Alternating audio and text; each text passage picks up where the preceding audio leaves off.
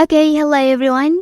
Here I want to provide a tutorial on how to change the keyboard theme on Samsung Galaxy A55 5G device.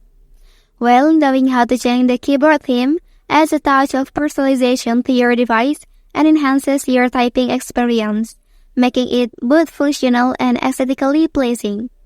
So, let's go to the tutorial. Okay, first thing first, I'm gonna show you my keyboard display. Well, so the way to change the keyboard theme, click settings icon here, and then scroll the page and select theme option.